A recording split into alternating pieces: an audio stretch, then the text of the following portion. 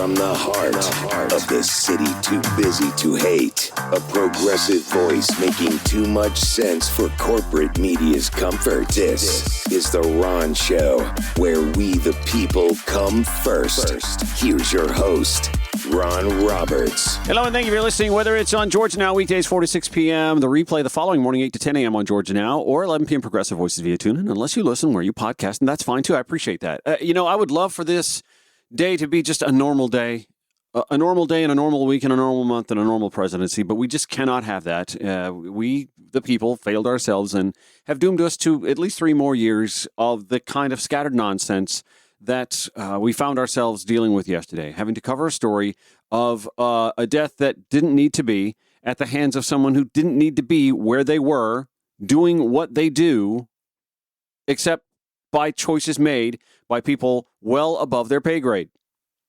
And before anybody goes into the whole, she was targeting ICE agents with the car, first of all, there's not a jury in the land that's going to look at that video and say that, or any of the 3 or 4 videos that have come out since and say that, with wheels turned away from the officer, with the officer closing in on the vehicle instead of getting away from the vehicle. You see the other 2 officers in that video, by the way, stepping away from the vehicle. One of them had their arm in the vehicle, managed to pull himself away from the vehicle and out of harm's way. Oh, and by the way, from being hit in the arm with one of the damn bullets of the other jackass. I want to let you listen to what a former ICE acting director said on CNN. His name is John Sandweg, and he was posited with responding to Kristi Noem's response to that yesterday. I want to listen to something that DHS Secretary Kristi Noem said, John, just not too long ago, and then get your reaction to it. Here it is. It was an act of domestic terrorism. What happened was our ICE officers were out in an enforcement action. They got stuck in the snow because of the adverse weather that is in Minneapolis. They were attempting to push out their vehicle, and a woman attacked them and those surrounding them and attempted to run them over and ram them with her vehicle. Not true. An officer of ours acted quickly and defensively shot to protect himself and the people around him. And my understanding is that she was hit and is deceased. What do you make of that, John? It's a very different description of what we just heard from Minneapolis officials. Yeah. Brent, I find that to be an incredibly irresponsible statement. I mean, I've been in the room with the secretary. I worked for a secretary of DHS for 5 years. During times there were, crises events. I will tell you, first of all, the information you get, even at the department, the initial information, is almost always wrong. It is very hard to know in Washington, D.C., what exactly happened. That's what investigations are for. But there is no way that you can make those conclusions that this was an act of domestic terrorism, that this woman was targeting ICE agents. There's no way that you can make those judgments at this time, given the absolute dearth of information that's available, even to the Secretary of DHS. And I will just say you do a disservice, obviously, to the deceased individual, to their family, but also to the agency itself. Yes. This undermines the credibility of the agency when you rush out and reflexively say, we know what happened, we were right, they were wrong. This is, politicizing this. Not everything is political. And I think I'd feel a lot better if the Secretary said, we're going to take a good hard look at this. It's too soon to make snap judgments. We need to do an investigation. We need to know who this individual was. We need to look at the camera footage. We need to interview the agents. We need to do ballistics and look at angles of shooting and all these other topics that will give us a fuller picture of what happened. But you can't rush out and say, we're right, they're wrong. This is too serious of an event to do that. But that's not how MAGA operates. That's not how this presidency operates. That's not how Cosplay Barbie, Kristi Noem, operates. Remember, they don't apologize for nothing. We're Americans. We're MAGA. We don't apologize. We're never wrong. Contrition is weakness to them. Meanwhile, Renee Nicole Good, a mother of small children, is no longer with us. An American citizen. ICE has killed now an American citizen for essentially exercising her First Amendment right in the driver's seat of a Honda Odyssey. I'm not going to pretend that yesterday did not shake me to my core, and I'll talk more about that about an hour from now. But I want to give my 2 guests today the respect that they deserve because they've long been booked. Dr. Alicia Johnson, Peter Hubbard, both elected to the Georgia Public Service Commission, and we're going to be speaking with both of them separately. First up will be Dr. Alicia Johnson, who we will talk to about corralling utility rates so that Georgia's working families don't keep taking it on the chin every time the Southern Company needs another quarter of record profits to report. Anyway, she's up first. Peter Hubbard next hour as well. And, of course, headlines to follow at the top of the hour next hour on The Ron Show. Thank you so much for listening. It's Georgia Now, Progressive Voice via TuneIn or wherever you podcast.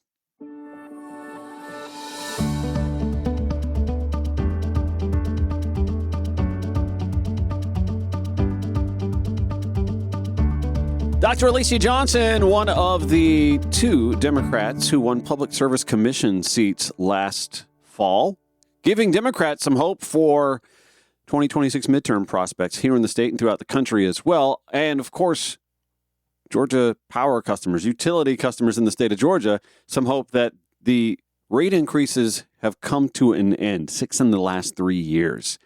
She is the managing principal at Health Management Associates. That is a consulting firm in the healthcare and human services realm. She joins the Ron Show for a discussion about her role on the Public Service Commission. How are you? All right. How are you doing? I am terrific. Congratulations and welcome to the Public Service Commission. Now, lower my rates. Right, immediately. That's how it works, right? That's exactly. Yes. Yeah, you got to do the undo. It's Control Z, I believe, on the keyboard. Just keep hitting it and let's get our rates back to, 2014 rates. Can we do that? Right. Or even before 2023, right? For since sure. 2023, we've had 6 rate hikes. So. And that Plant Vogel bill, I didn't ask for that. I didn't ask for this cost. Oh my gosh! I will say this: I just got my Georgia Power. I just moved into a new place, and I just got my Georgia Power bill for, I guess, the month of December-ish, and it wasn't as bad as I thought it was going to be. So there's that. I mean, as cold as it has been, and I run the heat like crazy, and it wasn't as bad as I thought it was going to or feared it was going to be. But then again, I do have gas power or gas heat and whatnot. So. Oh yeah, so you're one of those lucky people that have maybe a couple of energy sources. Yeah. So there's that. Yeah. Anyway, welcome to the Public Service Commission. Obviously, there was the haste to take care of some business before you and Peter Hubbard got on the board.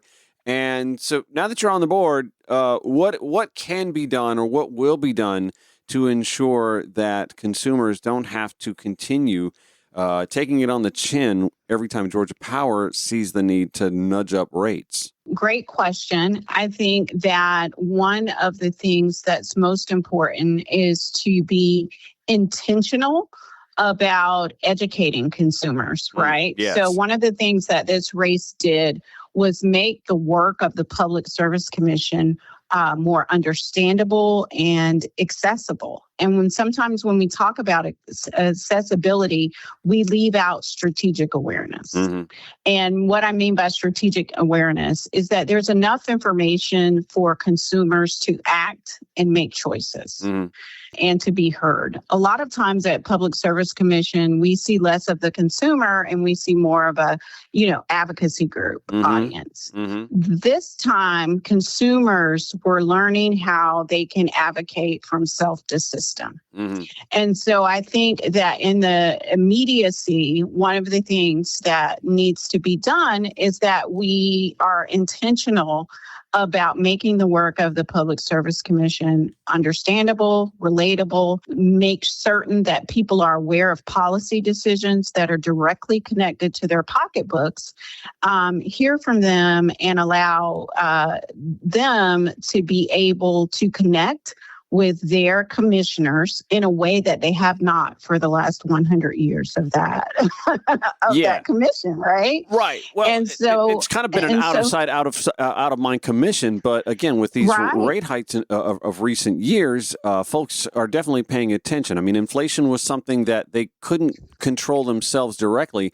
but this opportunity to elect commissioners, I think the Democratic Party made it abundantly aware. If you don't like prices going up when it comes to your utility rates, this is your opportunity to legitimately vote to stop that. Right. And even here's the other thing, Ron, that I think people miss. And I think this is crucial. I hate to even, I really am not a huge fan of partisan politics because I think it polarizes people. For sure. When we all need to be at the table, right? Mm-hmm. And so one of the things that was key to me in this race was talking to people where their decisions are made, which is at the breakfast table, and helping them understand that good policy is not red or blue policy, it's people-centered policy. Mm-hmm. And the ability to be able to see that really helped change the context of and nature of this race, because Republicans hate their bills too. Mm-hmm. Republicans are also having problems with transportation, childcare cost, and all the things that, we all are dealing with.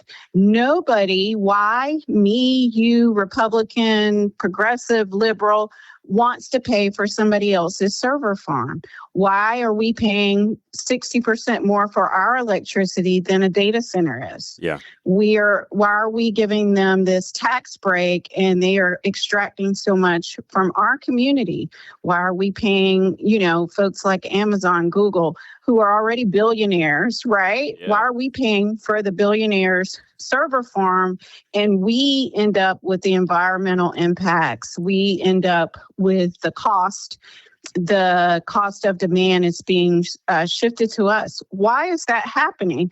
And I don't think that that's a red or blue issue. That's a people issue. But I do think, and that's a policy issue. But I do think that that's a policy issue that we see time and time again. One party doesn't want to bring any attention to it. The other party may well want to, but isn't very effective at combating. I mean, everything you said about data centers and Amazon, we could say about, and I don't mean to pick on big box retail, but we could say about Walmart coming into cities and counties and getting tax breaks. We absolutely can. Absolutely can. And that's an issue, I think, though. But when we talk about where it's an issue overall in our economic development policy. Yes. In our state, it's a policy issue. But I wanted to center back on the data center issue because that's, again, it's not a red or blue issue. It's a people issue. Yeah. It's going to be a problem that people can't give their children's bath or get a cup of water because a new facility is near them and is using more water than most small counties use in a month or a year. And they're using it in a day, right? And that's going to really impact our rural community. And we say to folks, they're going to bring jobs. And what we've seen, Ron, in our communities is that's just not true. Right. But that tends to be a recurring theme with these sort of pitches. Yeah. Oh, it's going to bring jobs. It's going to impact your economy. I hate to keep going back to big box retail, but that is sort of what keeps happening. And I just use big box retail as the example because that tends to be the case. The impact on the community is definitely seen and felt, especially along Main Street and in your tax bill. But you don't see the impact from the positive that's being promised. Exactly, and those are the things that I think we need to continue to bring attention to, right? Yeah. There's no way to combat these talking points except with fact and truth, right? And so the reality is that it's those kinds of policy discussions that demonstrate where policy touches your personal pocketbook that's really going to make the difference in how we serve and how we bring policy decisions forward in our legislatures and regulatory bodies. We're with Dr. Alicia Johnson, one of the new public service commissioners voted into office and finally sworn in and able to effect some at least discussion on a 3-2 majority conservative panel that used to be 5-0 conservative and a rubber stamp for utility rates when Georgia Power sees the need to raise them. I want to ask you a question about profitability. Georgia Power has not had a rough go of it profitability-wise in quite a while. As someone who is just a pedestrian consumer and doesn't know how the Public Service Commission works or how Georgia Power works or how this is all supposed to play out, why should I as a consumer sit idly by and let my rates continue to go up while Georgia Power reports record profits? That's a great question, Ron. Why should you? And I think that it's time out for that. I think that it's time out for giving Georgia Power a 12% return on investment, right? Who among us gets a 12% return? Right. Exactly. On any investment. Exactly. Right. And why are we not making a demand that some of those dollars go into community benefit agreements? Thank you.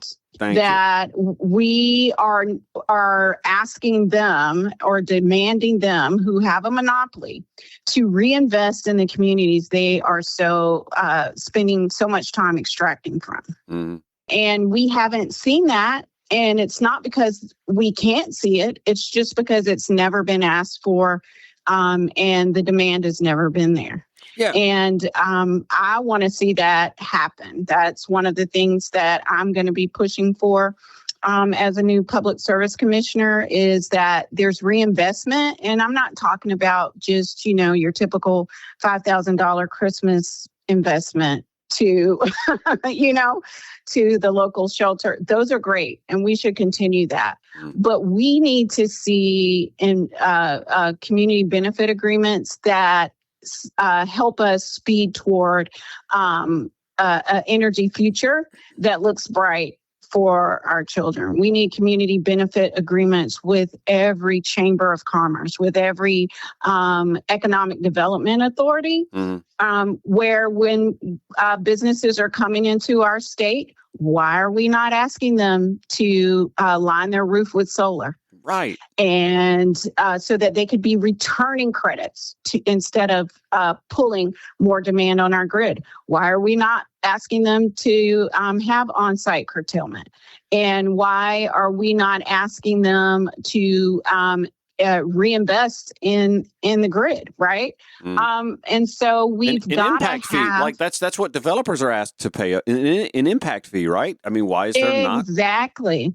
And so having a consistently profitable, regulated monopoly with a, guaranteed cost recovery and an authorized return on equity that is among the strongest in the region, and not making that demand, the commission's responsibility is not to ensure profitability. That's built into the model. But we're there to ensure that the profits are reasonable, that it's earned through performance, and that it's balanced against affordability, reliability, and consumer protection. And at a time when families are facing rising bills and profitability, it has to be matched with this level of discipline, transparency, and demonstrated valuable to the people paying the bills, and creating that profitability, and not just being sent away from our state and into the pockets of shareholders. Correct.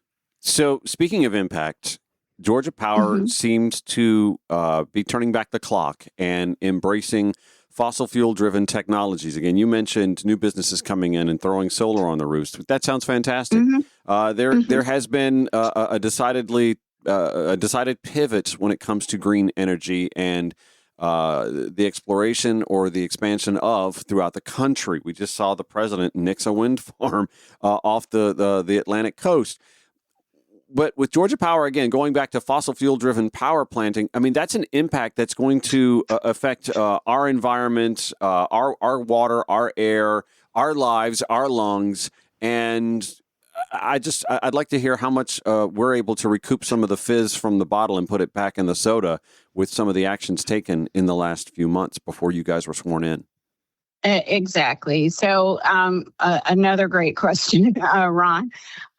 This idea of doubling down on fossil fuel really locks me, you, our grandchildren, Georgia families into decades, not a year, decades of higher cost. We get greater volatility and really avoidable risk. These long-lived fossil fuel investments have to be redirected, and we need to be looking at cleaner, cheaper alternatives that are already available. And effectively, what the last decision did was effectively crowd out innovation. Yeah. And putting the burden on future generations. Fuel prices fluctuate, federal regulations tighten, and we are the ones, Georgians, everyday Georgians, are exposed to the cost shocks that we cannot control Meanwhile, utilities remain insulated through their guaranteed cost recovery. Mm-hmm. And our energy future should be prioritizing not only affordability, but resilience and consumer protection by what we know that works.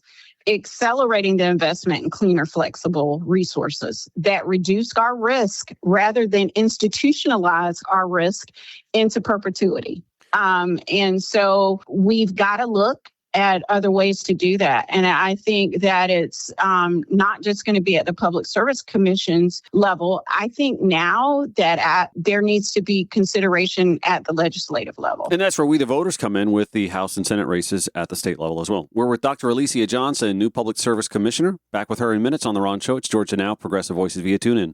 This is The Ron Show.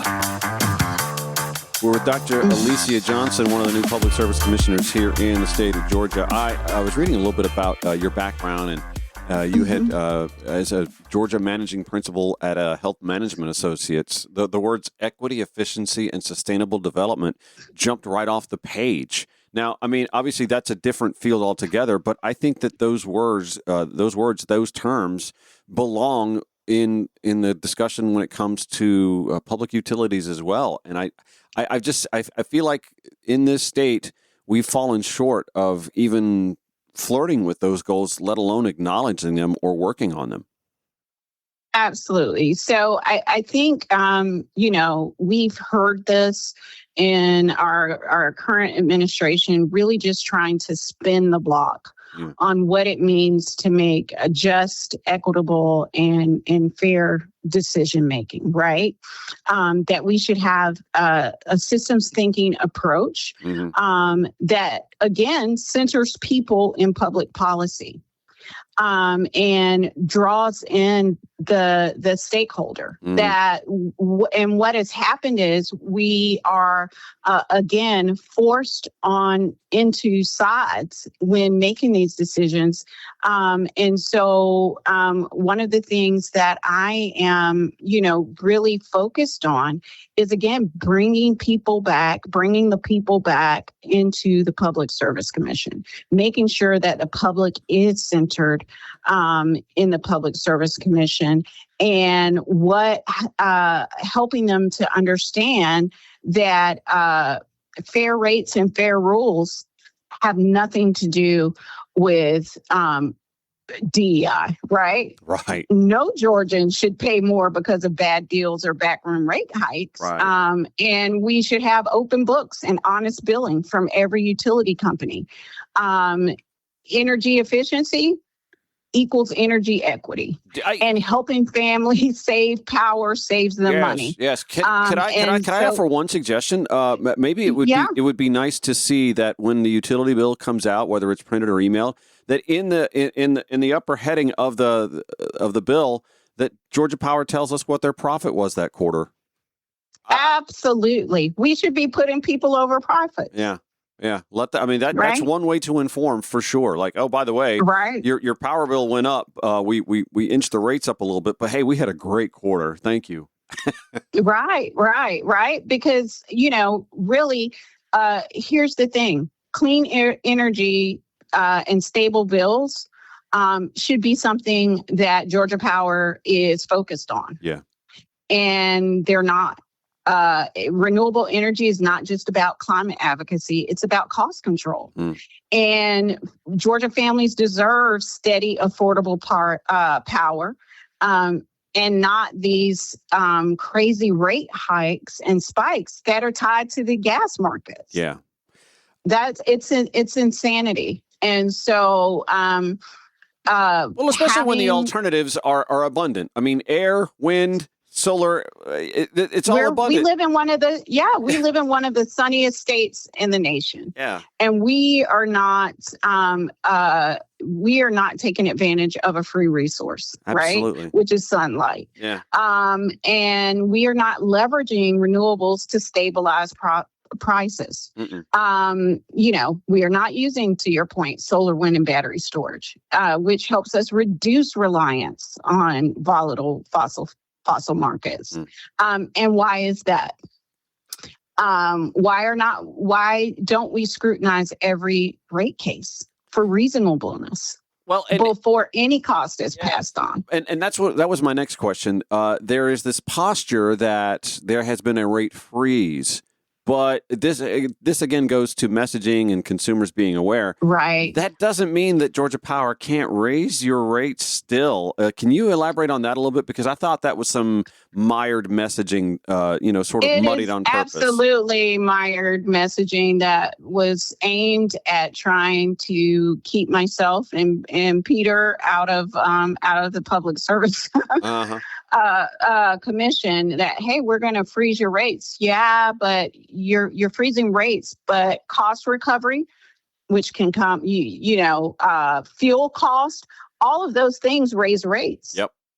And all of those things were left open for Georgia Power to come back with. So this idea of a rate freeze is basically, I don't want to call it hyperbole, but it really is.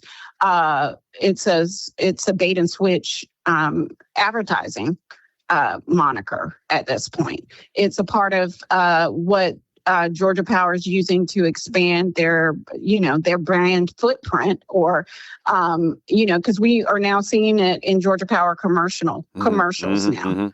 It's kind of like drug commercials. I don't, really. Yeah. Well, at least the drug commercials have to tell us all of the negative side effects, though. Georgia Power doesn't. Exactly. Yeah. And the other thing is, we don't have anything to compare it to because you're a monopoly. Mm-hmm. That's true. So, yeah. So, they're really trying to hone in on that talking point, but it's steeped in ambiguity. And so help me explain, because I'm a simple man. I'm a simple man with simple concepts here. If say, fuel prices go up and Georgia Power looks at that and says, we said we weren't going to raise rates, but because those fuel prices go up and we're supposed to see a certain return each quarter, we have to nudge them up so we keep seeing that return so that we don't only make half the profit we normally make. Is that how that works? Like, we pay the price so that they continue to get the padding that they are due or are owed in whatever agreement we've made? Yeah. So let's use Hurricane Helene, because that was the most recent, and that's the one that's been in the last group of proceedings. Yeah. The claim is that the damage to Georgia Power's transmission and distribution system, the utility incurs this very large repair and restoration costs. Mm-hmm. And so they claim that it was about $1 billion in deferred restoration expenses. Mm-hmm. How it affects our bills is, storm damage costs are not a part of the current base rate freeze. Aha. So they got to come. They got to go somewhere to get that money. They got to come back. They are going to. Instead, they have to be addressed in separate proceedings. I see. And so, under this rate freeze agreement, Georgia Power agreed not to file for storm cost recovery until 2026. Oh, wait! It's 2026. Exactly. Ding, ding, ding, ding, ding. Oh my gosh! But those costs can later be passed on to customer if the PSC finds them reasonable and prudent.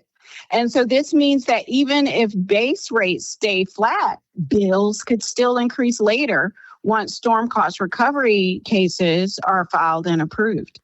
And so why this matters is that families already struggling with the high utility bills may see another cost component added later if storm recovery expenses are approved after that. And God bless us that we did not see what we saw the year before in 2025 with storms. And then there's also fuel cost recovery. We're hearing all this news about Venezuela being raided and, all the things. But when those things get passed all across the energy market, and Georgia law requires Georgia Power to recover the actual fuel cost it pays for natural gas, coal, or other fuels. And that's separately from base rates. But here's what's infuriating, I think, to simple people like me. The Southern Company reported earnings of $1.7 billion for the third quarter in 2025. And if they want $1 billion, you made $1.7 billion just in a quarter last year.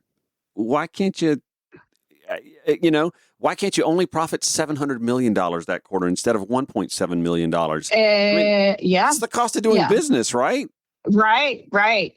And here, like I said, of course, a rate freeze is good, but families will still be paying when fuel costs or storm bills get tacked on later. Yeah. And the reality is people didn't realize that. And so we need that level of transparency and accountability so that customers are not hit with surprise hikes, but also they need to be reaching out to their commissioners. I'm not the only commissioner. There's 5, right? She said, don't come to me. Yeah. Who's the commissioner in your district? Yeah. And they shouldn't disproportionately squeeze low-income households. Georgia Power should bear the risk for fuel and storm recovery and not pass that every dollar straight to customers, especially working moms and seniors who are on fixed incomes.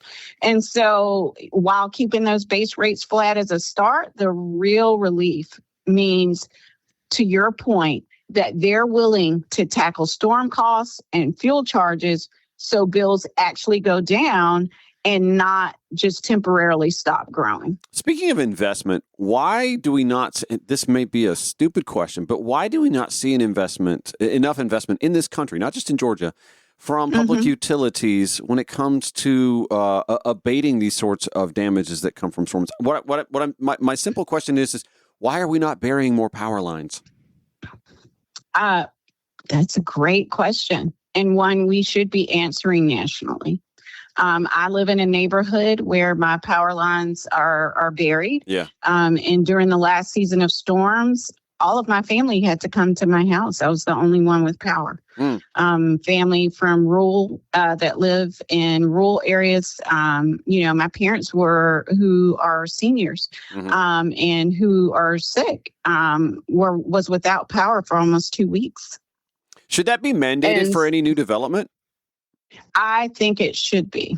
And it's one of the things that's on my list that we should be looking at. Of course, Georgia Power is going to complain about the cost of those things. But the reality is you're making $1 billion. Yeah. Prevent the cost in the future when another hurricane comes and strikes by making the investment now. So, but also that also brings to bear that older neighborhoods, which tend to be resided in by folks who are seniors and underserved communities, marginalized communities. Yeah. So they deserve that same benefit at some point in time as well. I mean, there should be, I don't know, some sort of, we talked about setting some money aside from some of these windfall profits or whatever to invest in something like that. Absolutely. And that the other thing, Ron, is, and I've said this before, our chambers, our economic development authorities, those should be things that when they're working to attract business to our state, that they're asking for. Yeah. We're with Dr. Alicia Johnson, one of the new Georgia Public Service Commissioners on the board as of just days ago. Peter Hubbard is the other newly sworn in Georgia Public Service Commissioner. We'll have him on next hour. Anyway, let's take a quick break. We'll come back and speak with Dr. Alicia Johnson in just a few more minutes. On The Ron Show, it's Georgia Now. Progressive Voices via TuneIn or wherever you podcast.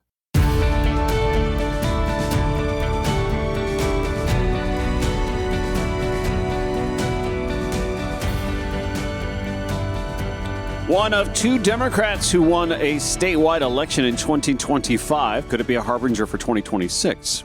Well, we'll find out soon enough. Primaries, general elections still to come here in May and November. She is Dr. Alicia Johnson, who, along with Peter Hubbard, won Public Service Commission seats and are now on the board and will be affecting what happens with utility rates and data centers, et cetera, and so on. And we've covered a lot of that ground already, but I want to do this. Let's do a little personal here because I want to get your background and how you came to it. Like, I look at your background and I go, well, this doesn't scream somebody who worked in the utility business who wants to now sit on the commission. But I actually think that's refreshing, honestly, because aren't we tired of seeing Monsanto executives on the Food and Drug Administration? Aren't we tired of seeing, I hate to beat on Georgia Power, but I don't want to see a Georgia Power exec on the Public Service Commission because that's just self-serving. I want to see more school teachers on the school boards and not, not real estate developers who benefit from a new school getting built. So talk to me a bit about your background and how you arrived at wanting to be on the Public Service Commission. Well, so I've spent a lot of my career in the intersection of community development and public policy, right? And that includes economic inclusive policies, health transformation, community and stakeholder engagement. I've worked in both public and private sectors, worked with municipalities and help those kinds of folks, health systems, municipalities, universities, national initiatives like National League of Cities. So working across southern cities to help solution for the toughest problems that our communities face. And so for me, this was about leveling up that advocacy and solutioning. And, not just writing a letter or going, helping to write a new policy or a bill and passing it on to a legislator, but actually being involved in a seat where I have the power to solution and to bring that to bear in a way that affects families that I care about, right? And so for me, this was just the next level of advocacy. And I think that we are in such a crucial place in our country where we need more people like me who want to be sensible, who want everybody at the table, and who is willing to do the hard work of providing a solution rather than being a talking head and proliferating, pitting people against each other. I believe that's Machiavellian tactics. It's really so you won't know what I'm really doing under the table, because people are infighting. But recognize we never get to a solution. We never have a strategy. We don't have an answer yet. And folks like me and you, Ron, are paying for that. Yeah.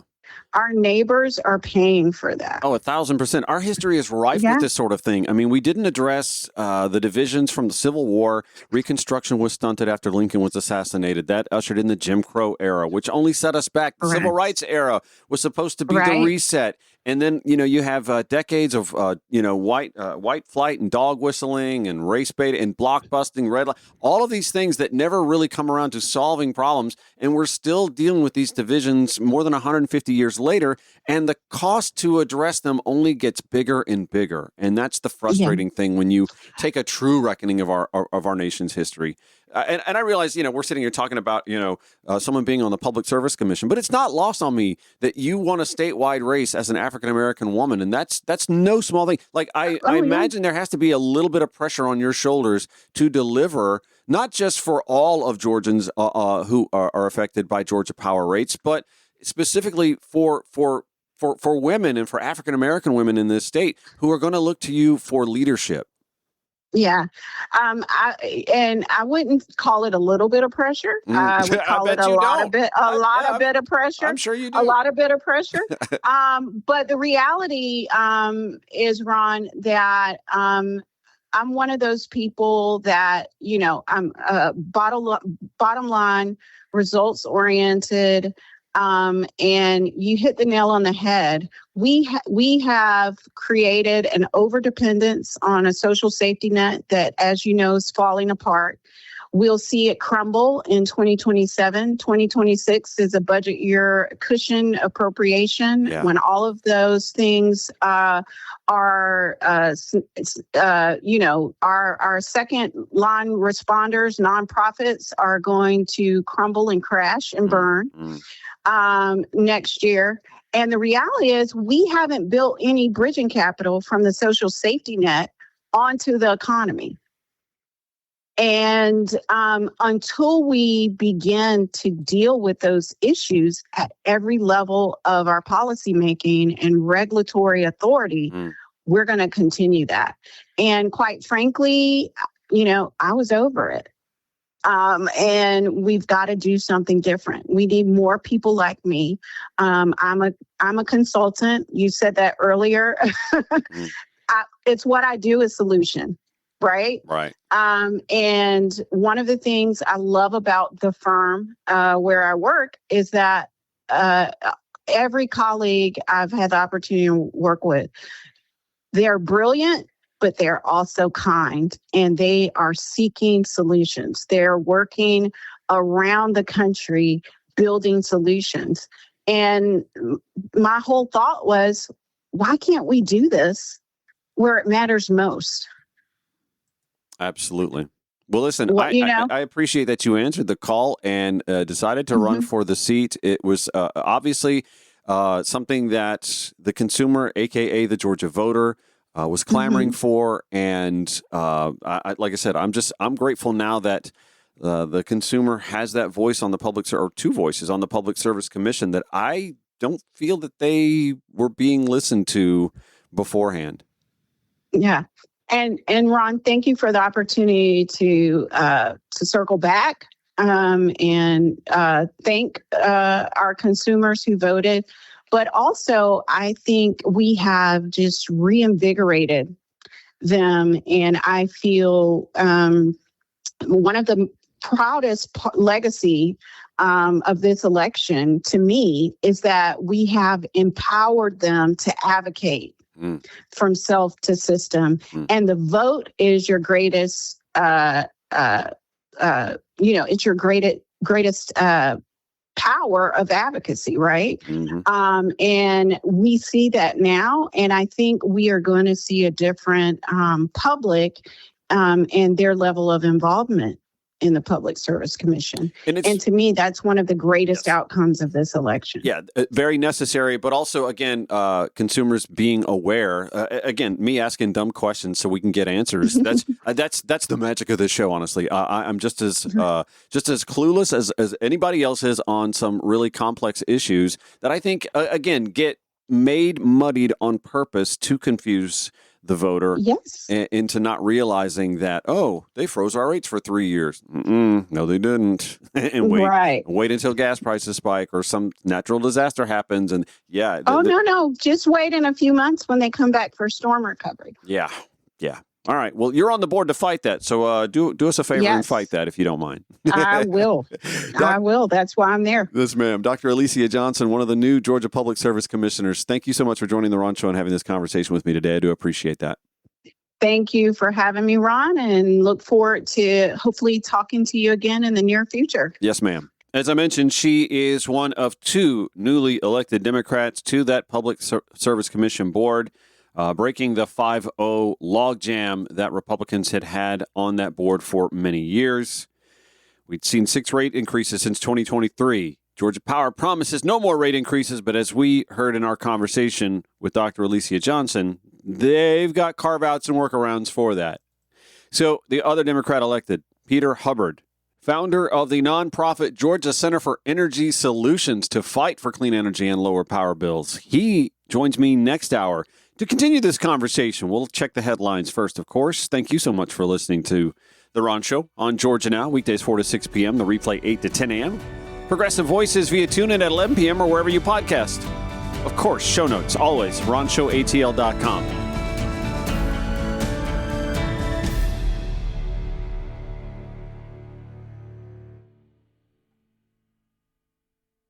From the heart of the city too busy to hate. A progressive voice making too much sense for corporate media's comfort. This is The Ron Show, where we the people come first. Here's your host, Ron Roberts. I do appreciate that you're listening. Weekdays 4 to 6 p.m. on Georgia Now. The replay 8 to 10 a.m. the following morning, the rerun. The 11 p.m. version that airs at Progressive Voices via TuneIn or wherever you podcast. I just think that you're listening.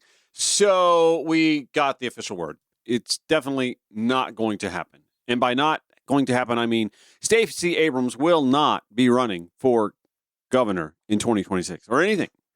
Greg Bluestein, the Atlanta Journal-Constitution, reporting that the two-time Democratic nominee for governor definitively ruled out another run for Georgia's top job this year, saying today, she'll instead continue her work fighting what she sees as the nation's lurch toward authoritarianism under President Donald Trump. In a statement, she said, Americans are in pain, but they are ready to act, and now is the moment to reconnect to what is at stake and what is possible. It's clear to me that the most effective way I can serve right now is by continuing to do this important work. For that reason, I will not seek elected office in 2026. Stacey Abrams was at her most effective when it came to organizing and getting folks registered to vote and getting folks mobilized to get other folks registered to vote. She can serve her country, her state, her party, I believe, best in that position.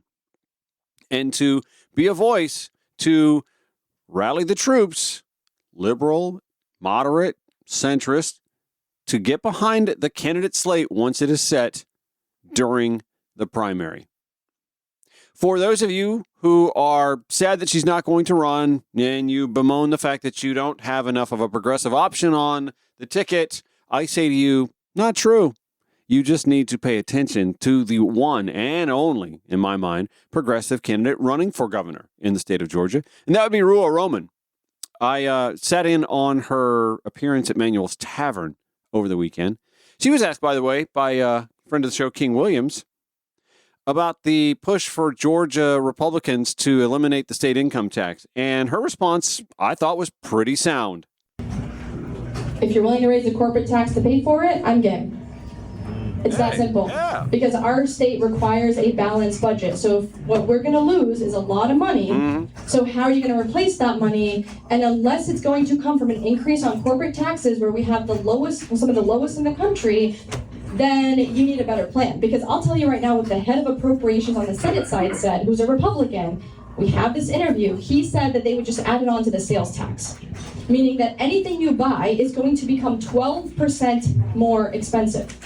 They yell about inflation when it comes to raising minimum wage, but they don't mind raising everything you buy by 12%. So to me, I am willing to play ball with a popular policy that people need, as long as we are willing to pay for it, having these corporations that use our roads, our airports, and our ports, and make them actually fund the resources they're using out of our state. He also took a jab at moderate centrists, or Jeff Duncan, for conceding ground to Republicans already.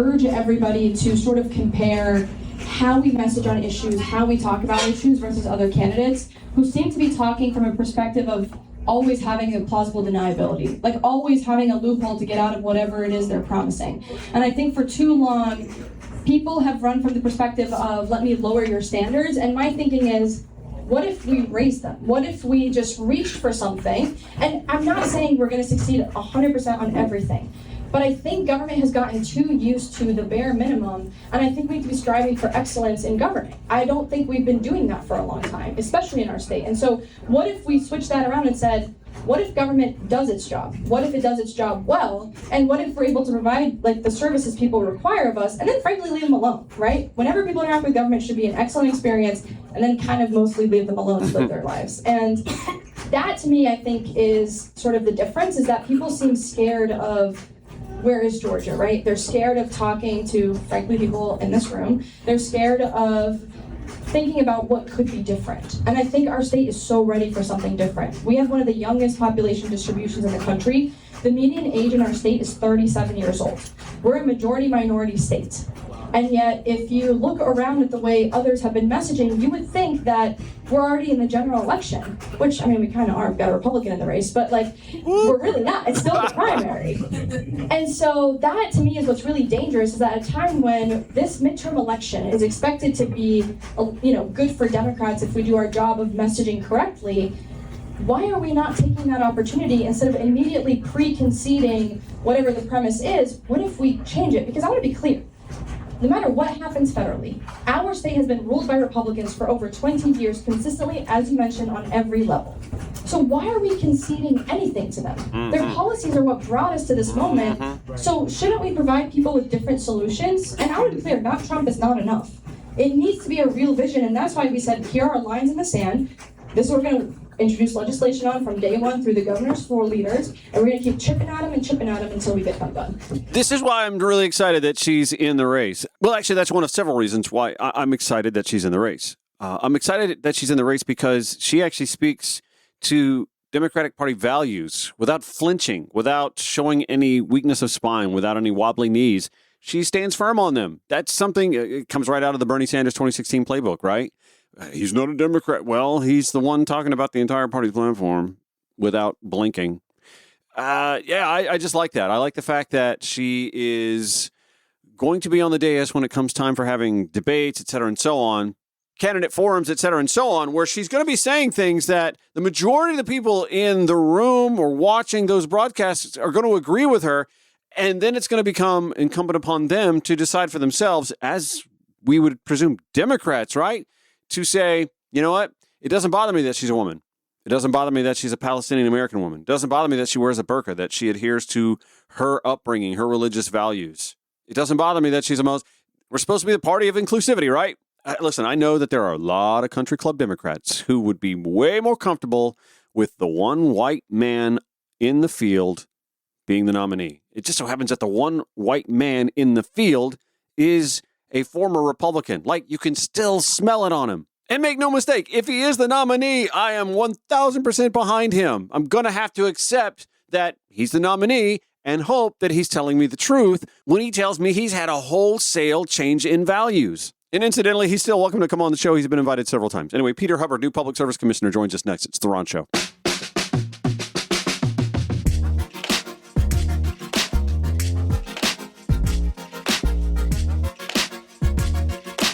We are with Peter Hubbard, who I don't want to say is the second, but he's one of the two Democratic candidates who won a public service commission. He just happens to be the second one on the show today. And our thanks again to Dr. Alicia Johnson for her time. Anyway, Peter founded the nonprofit Georgia Center for Energy Solutions to fight for clean energy and lower power bills. It sounds like the kind of guy that a lot of us who think left of center want to have on a public service commission. But in recent years, with all the utility rate hikes and whatnot, we just want to have somebody who's advocating for the working class, for the consumer. And Dr. Alicia Johnson, we had that conversation with her last hour, and Peter joins us to continue that. Thanks for joining the show today, man. I appreciate it. Yeah, I'm very happy to be here. Thanks for the invite. I'm going to start with something of a bit of a personal beef.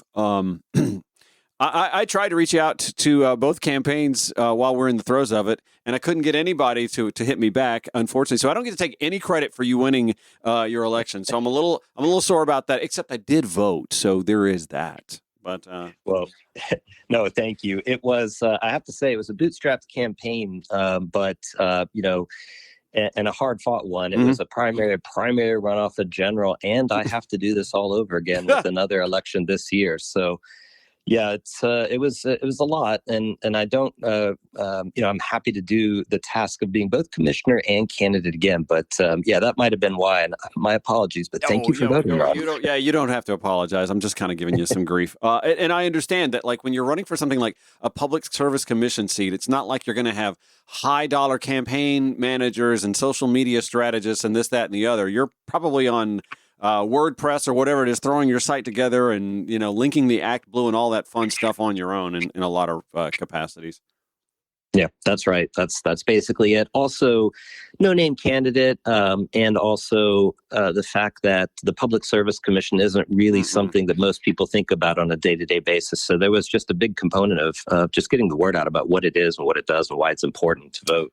It didn't seem to take long for folks to realize, though, that with all the prices skyrocketing and other, capitalistic or, running to the grocery, other ways that we can't really affect. Like we can't vote out the CEO at Kroger. Not that I'm picking on Kroger. I shop there. But we can't vote out, the CEO at Publix. Let me be fair about that. You can't vote out the CEO at the tire shop or the brake. You can't fire the board of directors at these places that you shop at. But when it comes to a recurring bill, the one organization that you can't fire Georgia Power, but you can affect how Georgia Power can come to you when it comes to rate increases. And so I think it didn't take long for folks to realize that this is their opportunity to really affect change on something that impacts their monthly household budgets. That's exactly right. And also, I'll say it was a long time in coming. We haven't had an election on the PSC for around 5 years. That's right. And that was due to litigation over how we elect our commissioners, and they must live in a district, but the whole state votes for them. So there really wasn't a choice there. And you're right, you can't vote these, you can't fire a CEO, but and nor can you select your electric provider. They're given a monopoly territory to serve, and so you really have no recourse except to go to your public service commissioners. But even then, we didn't have the opportunity to vote for them. So it was a long time coming, but certainly people have to pay that bill every month. And I mean, we saw I ran the numbers, it was a 37% increase, which was around $700 a year for the average family. Just over the last few years. And then after those rates were increased those 6 times, then we had a rate freeze, and that was locked into place for the next 3 years. So, I do think that voters sense that they weren't getting really a fair shake here, and we're looking to the PSC to help them on that front. And I don't think they were really hearing from their commissioners. And so they took out their frustrations at the ballot box, and that's why we saw a 26-point margin election. Yeah, speak to me a little bit about that. Again, you're somebody who's worked in the nonprofit sector on this realm, and so it may not have been innate or natural for you to say, "Oh, you know what? I'm going to be a politician now, or I'm going to run for office." But speak to me a little bit about the frustration and how that bore itself out with such a large measure of a victory for a Democratic candidate in this state. Yeah, and there's a few elements to this, but I founded the nonprofit in 2019 to go in front of the Public Service Commission and say, hey, I think we can do better, have a more reliable, cleaner, lower cost grid with more renewables. And this is what other places like Texas are doing, but it largely fell on deaf ears. And so there was frustration from folks like me, experts and interveners who wanted to affect some change at the PSC in a good, progressive and beneficial way to ratepayers. But also, I think, frankly, businesses were also, we tout ourselves as the number one place to do business, but there are frustrations with the rising increase of energy. And so, there was that. And then, I just think overall it was just this inflexibility, the sort of like whatever plan was put in front of the Public Service Commission by the monopoly utility, that was the plan that we were going to go with. And so, it started to build, and I think data centers then kind of tipped it over a little bit. But all that to say, Republican, Democrat, doesn't matter. Everyone was seeing the power bills rise. And so there were a good, I'd say 14% of my voters came from across the aisle and voted, even though it might have been the first time they'd ever voted for a Democratic candidate. And what it signaled to me is that there was a deep frustration with the affordability around power bills and where we're getting that energy from. So just, it's an accumulation of, I think, of a lack of responsiveness or maybe talking the right talk, but then not following through with the right actions. And I think that frustration boiled up, and it's what we saw on November 4th of last year.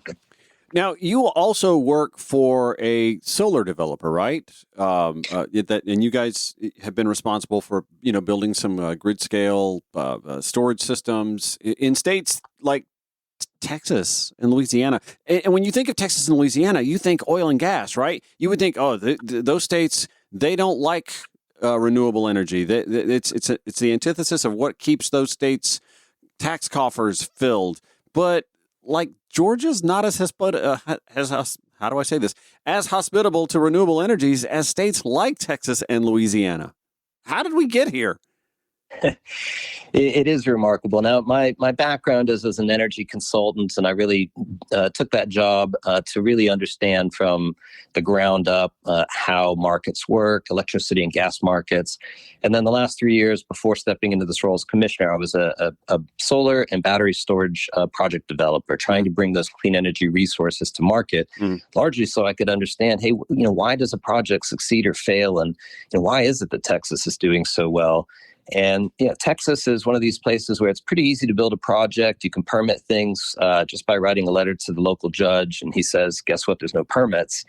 And you could do a lot in Texas pretty quickly. And also, they let the market speak for itself. There's no real thumb on the scale in terms of just delivering electricity to the grid. Electrons are a commodity like others. They're so if you can push electrons onto the grid, then you should be given a fair shake there as well. And so it's remarkable that in just a matter of few years, we have over 30,000 megawatts of solar that's come onto the grid in just a few years, just in Texas alone. And it's remarkable. It's eating the lunch of a lot of gas-fired generation down there in Texas. So it is, again, you can speak to any audience, and if they're interested in just making money, then solar is a good option, and we're seeing that play out in states like Texas. And it just speaks to, if a place like Texas, as red and as oil and gas friendly as Texas, is embracing wind and solar and batteries, then maybe we should be looking at it a little bit more closely here in Georgia.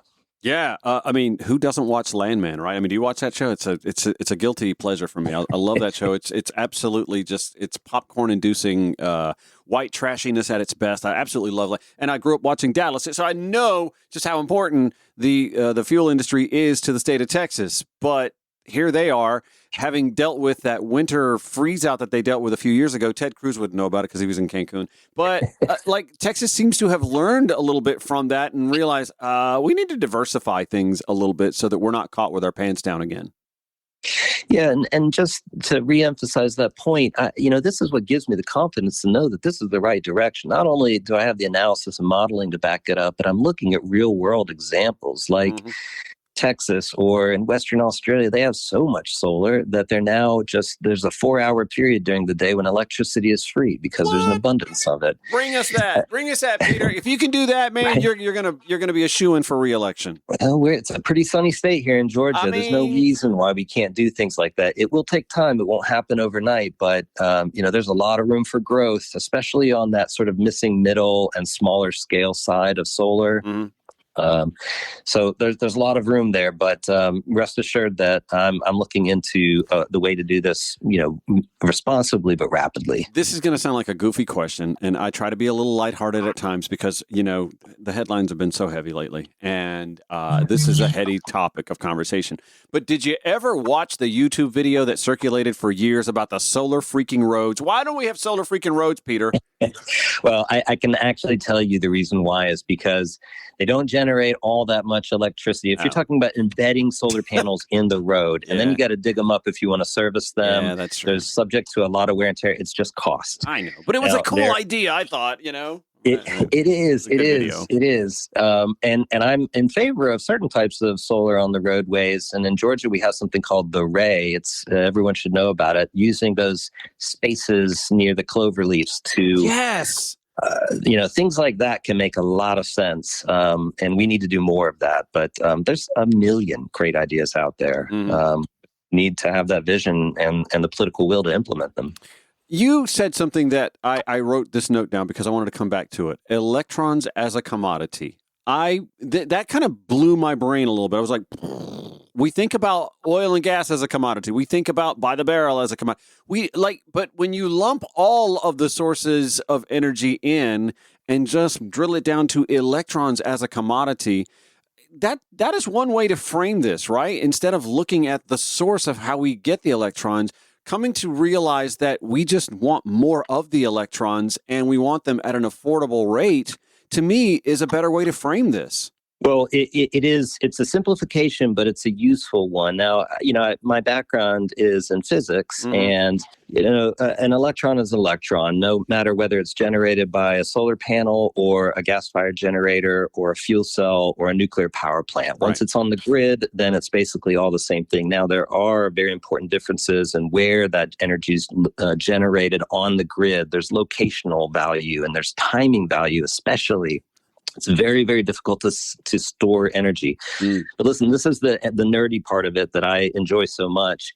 And it is important, though, to think that what we should do in our analysis and modeling and forecasting is treat these resources as something that produces a similar commodity, the same commodity, and then ascribe that value, and then let the analysis kind of play out. And if it's going to add value and drive down the cost to produce electricity and make things more affordable, let's embrace that.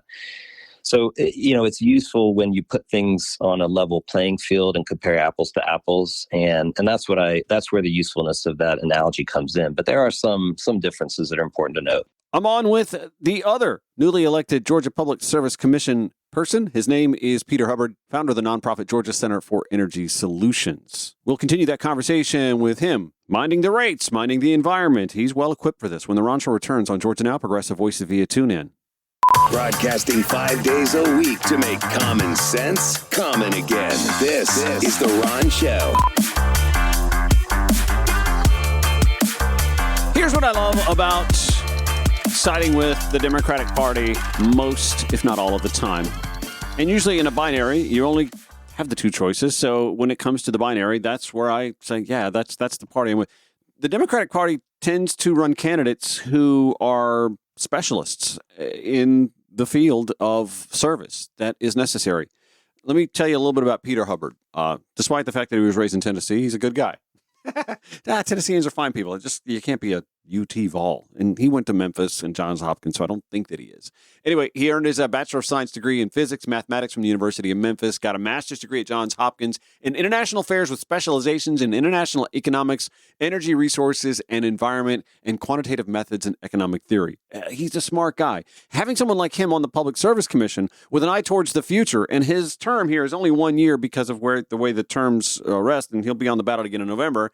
He's someone that you want on the Public Service Commission for the long term. In his profession, he has 15 years of energy sector experience in developing what's called electric utility integrated resource plans, long-range plans that speak to the need of energy for the future. He also founded the nonprofit Georgia Center for Energy Solutions to fight for clean energy and lower power bills. You have to admit, though, and I'm willing to say this, when there was the push for green energy, when solar and wind and hydrothermal or hydro, like it was more expensive than the way we had been doing things, it was really hard to make the argument that this is not only good for the environment, good for folks who live near power plants or delivery of, but now that the tide has turned, there's really just no cogent argument for sticking with 19th and 20th century technology. But you are now seated on a board that just weeks before you got sworn in decided to double down on 19th and 20th century technology. That has to be kind of frustrating. It's incredibly frustrating, I must say. It's by design. This, regardless of the election outcome, this decision was scheduled to be taken before new commissioners were to join or the old commissioners were to remain. So it is frustrating. It's a New York City's worth of power plants, mostly gas-fired generation, but also batteries, which can be good, but I need to look at it more closely. But it's a New York City's worth, all for data centers, and without really, in my opinion, all of the guarantees that are there. And there's some risks around, if we build all of that, these new resources and the data centers don't show up, and who's left holding the bag. And if we build them and they do show up, but they don't stick around for the whole life of the plants to be paid off, who's left holding the bag there? Not to mention that these are being fueled with yet another global commodity that we're now tied to through liquefied natural gas exports. And if there's one thing I've learned in the energy industry is that the price of oil and gas is very, very volatile. It goes up and down, and it will go up again like it did when Russia attacked Ukraine. So we're the ones that pay that fuel cost. It's a 100% pass through. And there's just a load of issues here that I'm concerned about. But again, I didn't have a say in that decision because that took place on December 19th. Since you dropped Venezuela in on this, help me along with this because I try and explain it, and I'm not as smart as you are, clearly. But the kind of crude that Venezuela has sources of versus the kind of crude that we use, and that the global, like it's a more difficult refinery type crude. Am I right?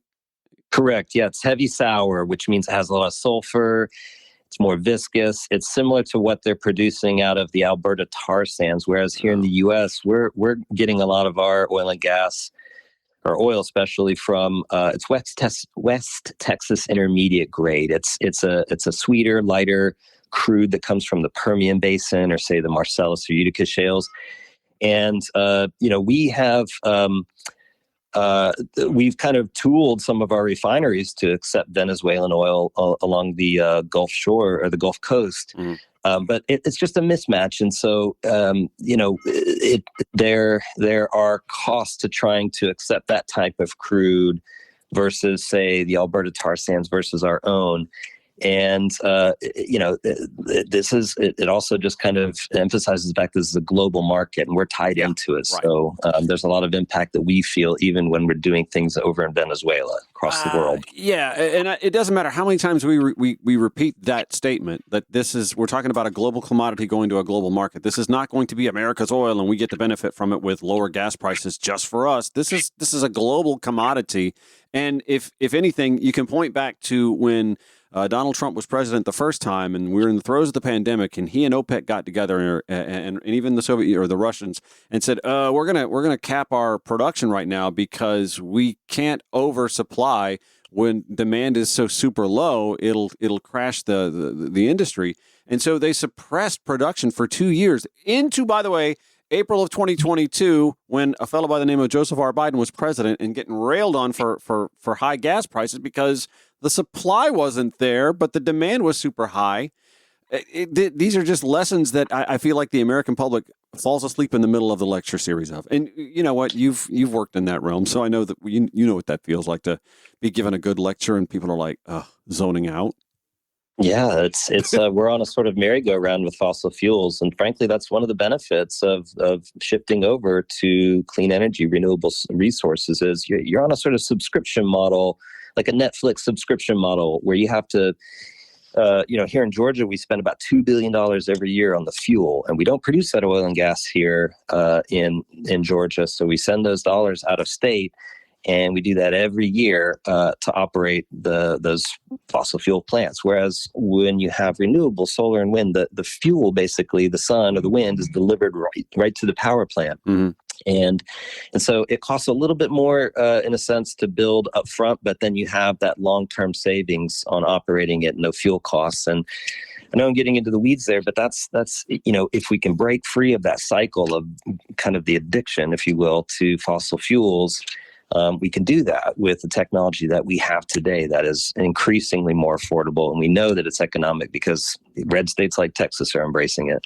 Well, what worries me the most about the sea change that we're going to see here in Georgia, if Democrats can't win the House and the Senate and the governor's office, is that, it pains me to say this, Brian Kemp, for a Republican, is a little bit of a forward-thinking Republican. I mean, he somewhat embraced green, not green energy, but, green industries. We are, of course, seeing new builds for vehicle manufacturing in the electronic and battery powered. And how did we miss the opportunity to at least make some headway with a Brian Kemp, who you could say might have been someone you could talk to in the GOP when it comes to embracing green energy? Yeah, I think Kemp did help shepherd in some of the, so Hyundai and SK Battery and Q Cells. Those are some of the big manufacturing facilities that he helped to bring, along with the Inflation Reduction Act of August 2022, and on the incentives that helped those businesses decide to build here. Mm. It was a combination of both of those, but And I'll just make the point too that we are now manufacturing all of these resources in the state of Georgia, those solar panels and batteries and EVs. We need to be putting the people of Georgia to work, installing those things in this state, building out that clean energy economy here in Georgia. But, it's a combination of things. And I would just say, since you mentioned Kemp and we mentioned earlier that this is a state where, they pride themselves on being a great state to do business in. Yeah. Businesses want clean energy. They want affordable energy. Data centers, the Googles of the world, they have their own internal mandate to reach clean energy much sooner than we're aiming towards right now. Mm-hmm. So I think it's a very business-friendly approach to give businesses what they're asking for, which is clean, affordable energy. And I'm worried that that we're not on track for that right now, and that's a big motivator of why I joined the race to try and help influence the state in the right direction. That brings me to my next question. By the way, we're with Peter Hubbard, one of the new Georgia Public Service Commissioners elected just last winter. He just got sworn in days ago and is now on the commission to hopefully effect some change. Obviously, it sounds like you are the type that are a bit of a forward thinker. Obviously, we want to deal with utility rates and make sure that households aren't, being gutted each month to serve Southern companies' profit margins. But the fact that you're so forward thinking and analytical on long-term goals for public utilities like Georgia Power and for and to be on the Georgia Public Service Commission, I think speaks to like your background. Tell me a little bit about that because you mentioned something on your site about what is called an integrated resource plan, and this sounds a lot like planning for the future, where we're not just so super reliant on coal, natural gas, and oil to power our grid. Yeah, no, that's right. It's, again, that the confidence that I have comes from looking at this literally every single hour. There's 8,760 of them in a year, not a leap year, and understanding that the grid that we can build can meet the energy demands of today and the future at a lower cost than what we have today. It's that analytical approach that gives me that confidence to know that that's the right direction, as well as seeing those real world examples.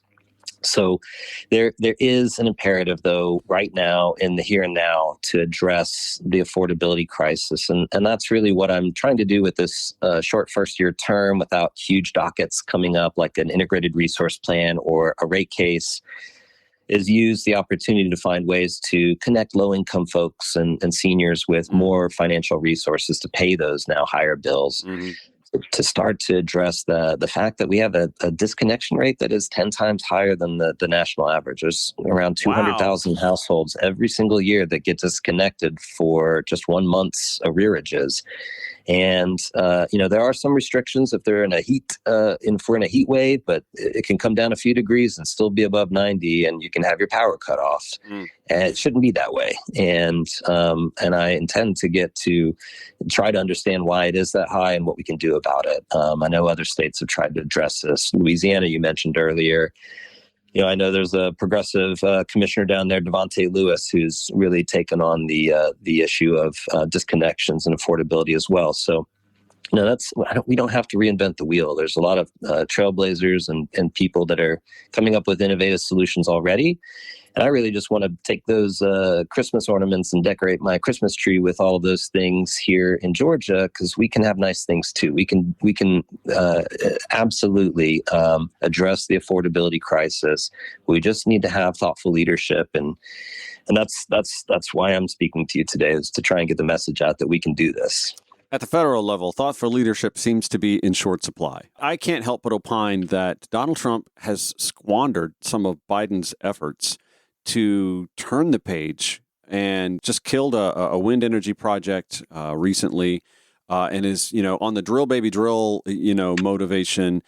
But so much work had been done to prop up, I hate to say that term, but sort of to get the green energy sector moving in a more firm direction after decades of federal and sometimes state subsidies for the fossil fuel industry that has done so much damage to our air and water, our lungs, our way of life, cancer. It's killed people. And yet a lot of work was done under the Biden administration to kind of get the green energy sector competitive, and Trump has just kind of pulled the plug on that. But those were jobs, and jobs that were coming, more of them as that sector got built up. Do you feel like I do? Like Donald Trump wants the economy to work, but he shoots himself in the foot with things like that because he's so ideologically bullheaded or dogmatic when it comes to drill, baby, drill. And I don't understand why. Like, I don't see where he benefits from it, I guess, unless the Saudis benefit from it, and that works for them with what Jared does with the family. But I don't know. Can you chime in on that and kind of help me get off of my tangent here? Well, I don't know if I can talk you down from the ledge, but it isn't entirely self-defeating. Yeah. And I mean, he's openly said, hey, I want oil and gas executives to give me $1 billion. So he's just, it's naked grifting, basically. I'm in the embodiment, though, of, I mean, I got my job as a solar and battery storage developer after the Inflation Reduction Act was passed. I said, okay, let's now that the incentives are there and we know what to expect, let's go deploy. And I did that for the last 3 years up until December 31st of last year. So I worked right up to the day before I became a commissioner, because I wanted to learn how projects succeed or fail. And the OBBA basically pulled the rug out from under businesses that were planning on, that support being there as it was promised and should have been there for the next 7 years after that. So it's entirely self-defeating. It's frankly frustrating as well, because, if there's one thing I've heard from Republicans is that, they're business friendly and businesses hate uncertainty. And yet here we are just doing an entire 180 on them.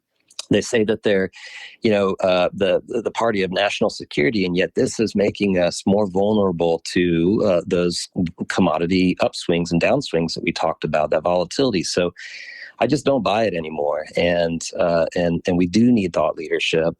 And just one more example: there is not a single coal plant in this country that is economic to run right now, but we're clinging on to them. And Donald Trump is pushing out executive orders saying don't retire them, and it's stalling the inevitable. And if we could just get out of our own way, we could start to address the affordability crisis. But Donald Trump doesn't seem to be interested in that.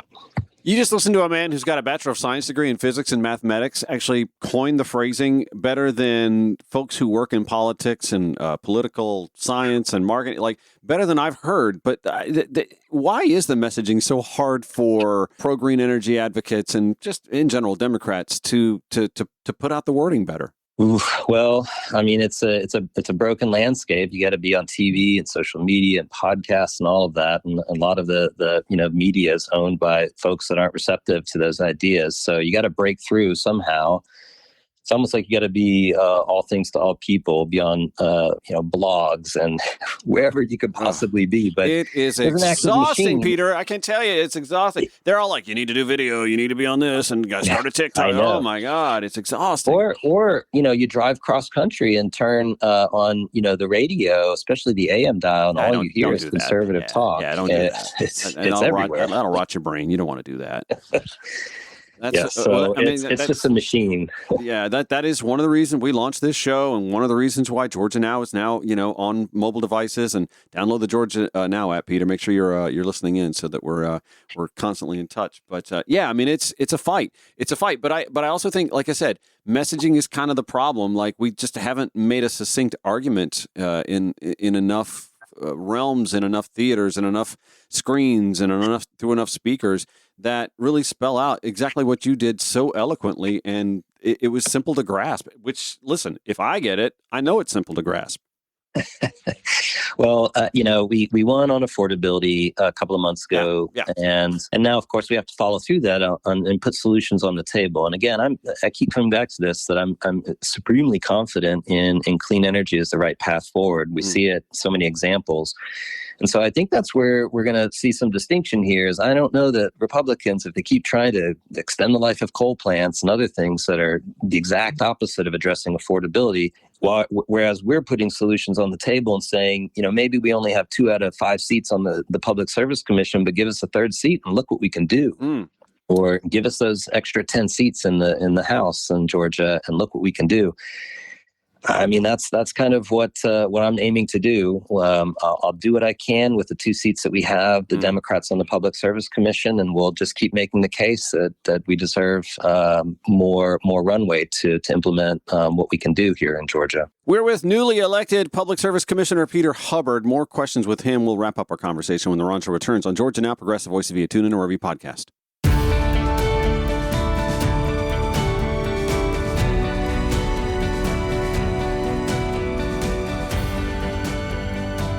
Final few minutes with newly elected Public Service Commissioner here in the state of Georgia, Peter Hubbard. I'm just happy that I didn't say Peter Griffin, honestly, throughout the entire interview, because it was bound to happen, but I didn't. Anyway, Peter, you've got about a year on the board. In your first meeting, did you eye anybody else that's on the opposite side ideologically that you're like, oh, I can win him over. I could convince him or her. Was there anybody that you felt like, that person's reasonable, we might be able to do something? 100%. No, there are, I can talk to anybody, and no matter where you come from, there's some commonality that we can, connect on. And even with conservatives, if you mentioned the Landman TV show, in my last job, I spoke to a lot of landowners, and if they were very conservative, I would say things like, you should be able to do what you want with your land, and agriculture is a big business. It's the biggest business in Georgia, so you should be able to farm the sun just like we farm the land or the water. And frankly, if we do a lot of silviculture here, timber foresting, and you can get a decent amount from your land from that, but you can get 2 or 3 times that from leasing your land for solar.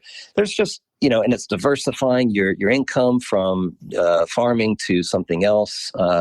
There's a whole host of things that you can connect with someone on, especially in energy independence. And if they're conservative like that, those types of things will resonate with them. And so, and frankly, all 5 commissioners on the Public Service Commission were all having constituents come to us say, hey, I need help with power bills. So if I'm bringing solutions to the table, and I can help their constituents, who are my constituents, I consider myself to be a regulator for the entire state, not just my district, then I want to work with them. If there's a path for us to lower power bills for folks and improve the grid, then I don't see a reason why we can't work together. So sure, we're coming from different angles, but we're all trying to do right by the people of Georgia. And if I can work with them, I will. But also, you're not just dealing with household consumers. You're dealing with other business consumers. Lowering utility rates is good for business.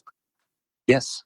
No, we've got huge industry here in Georgia, and we've got businesses knocking on the door trying to come here, but they want to, they want to have affordable energy just like we do. And that is the most business friendly thing that we can do is take every effort to make it as affordable as possible.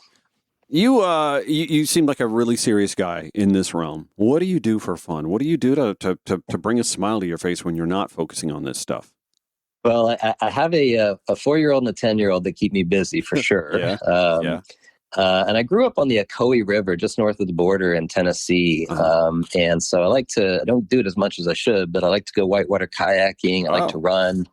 Recently got into, me and my 10-year-old are starting to gold prospect now. So we get into different things, but I don't know. I live, eat, and breathe energy. And like you said, I just have a year here in this first term. So I'm trying to make the most of it. I like that you said first term, though. Let's make sure that folks know that he is going to be on the ballot again this, I guess, November. There's nobody running against you in the primary, right? The web address is Peter for Georgia, spelled all out, peterforgeorgia.com. You can learn a little bit more about Peter Hubbard, who is already doing some on-the-job experience for us before and during his term on the board, and will be running to hold that seat. And how long are these terms if you win this election? Normally, it's a 6-year term. I won the last year of a 6-year term in that special election, and then Commissioner Alicia Johnson, she won a 5-year term.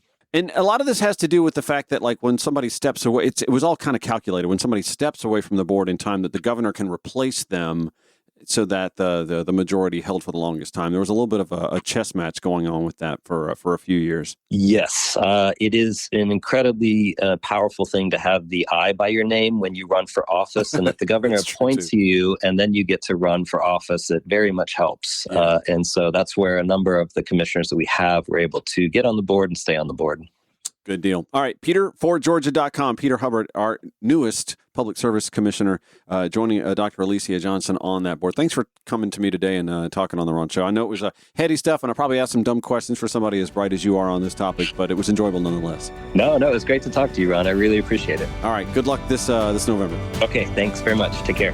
That'll do it. Back tomorrow, 4 to 6 p.m. on Georgia Now, 8 to 10 a.m. to replay the following morning, 11 p.m. Progressive Voices via TuneIn or wherever you podcast. Show notes, as always, at ronshowatl.com. Take care.